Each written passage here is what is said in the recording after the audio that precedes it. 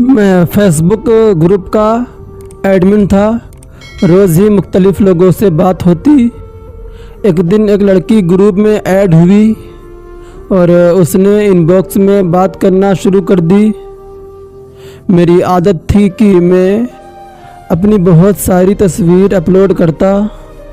मेरी शख्सियत काफ़ी पुरकशिश लगी उसको, तो मेरी तस्वीर को देखकर मज़ीद बातें करने लगी। हमारी बात होने लगी। वो लड़की मुझसे मोहब्बत कर बैठी। मेरी मंगनी हो चुकी थी और मंगनी अपने एक बहुत ही गहरे दोस्त से हुई थी। एक दिन फेसबुक वाली लड़की रह न पाई अपनी मोहब्बत का इजहार किए बगैर। उसने मुझे मैसेज कर दिया कि मैं बहुत चाहने लगी हूँ तुम्हें और तुमसे दीवानावार मोहब्बत करने लगी हूँ। मैं बड़ा परेशान हुआ कि मेरी तो पहले से ही एक मंगेतर है। मैंने उससे सब बताया कि मैं सिंगल नहीं हूँ, लेकिन वो पागल लड़की ना मानी और बहुत जज्बात होकर रोने लगी। पता नहीं क्या ऐसा जादू था और कौन सी कशिश थी उसकी मोहब्बत में। मैं भी उसकी मोहब्बत में गिरफ्तार हो गया और अपनी मंगेतर को भूल गया बैठा। हमने शादी का फैसला कर लिया और एक दूसरे को बेहद ही चाहने लगे। कुछ वक्त बाद मैंने घर वालों को मना कर दिया कि मैं दोस्त की बहन की शादी नहीं कर सकता, लिहाजा मेरी मंगनी तोड़ दें। मेरे घर में बहुत बड़ा फसाद हुआ क्योंकि वो मेरा बहुत पुराना दोस्त था और उससे फैमिली रिलेशन भी था। खैर, बहुत लड़ाई करने के बाद मैं अपनी मंगनी तोड़वा बैठा। मेरा अपने पुराने दोस्त से हर ताल्लुक़ ख़त्म हो गया। उधर से लड़की ने अपने घर वालों को बताया कि यहाँ मेरी शादी करवाओ। उसके घर वाले और ख़ासकर बड़े भाई ये सुनते ही उसके लिए अज़ाब बन गए। रोज़ उसको बुरी तरह मारते, उससे फ़ोन खींच लेते। वो बेचारी अपनी हर तकलीफ़ मुझसे शेयर करती और मैं उससे दिलासा देता।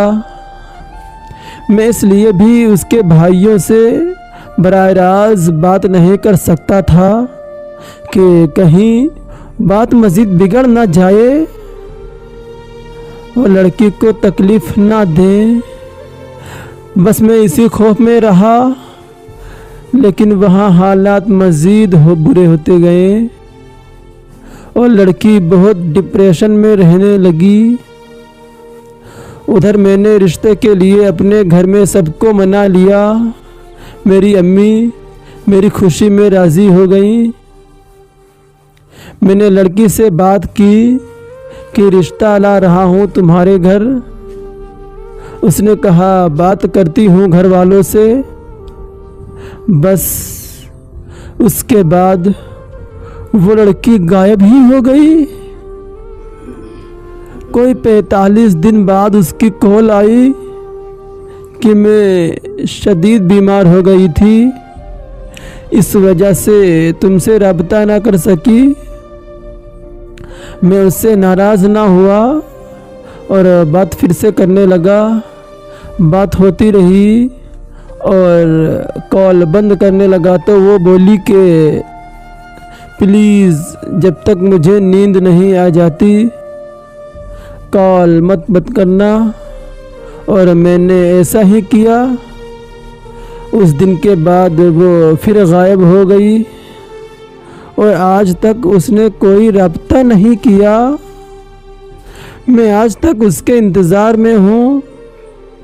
उसके खातिर सारे रिश्ते ख़त्म किए। बहुत तकलीफ़ देखी, अपनी मंगेतर से मंगनी तोड़ दी, अपनी पुरानी दोस्ती ख़त्म की, अपने रिश्तों से लड़ा और मिला क्या? कुछ भी तो नहीं। मैंने किसी से पता करवाया उसका, तो पता लगा कि उसके घर में शादी का फंक्शन हो रहा था। अब कोई पता नहीं कि उसकी शादी हुई या किसी और की।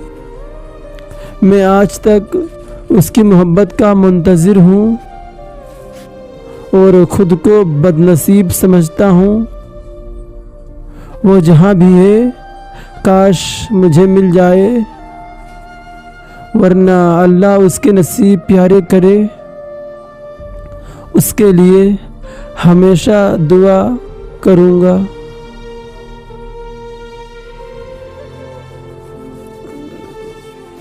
तो दोस्तों, आपको ये कहानी कैसी लगी प्लीज़ हमें कमेंट करके ज़रूर बताएं। और इसी तरह की लव की कहानियाँ सुनने के लिए हमारे इस चैनल को सब्सक्राइब करें और बेल आइकन को भी दबाइए, ताकि हमारी जो नई वीडियो अपलोड हो सबसे पहले आप तक नोटिफिकेशन पहुंच सके। तो फिर आपसे मुलाकात होगी एक और नई वीडियो में।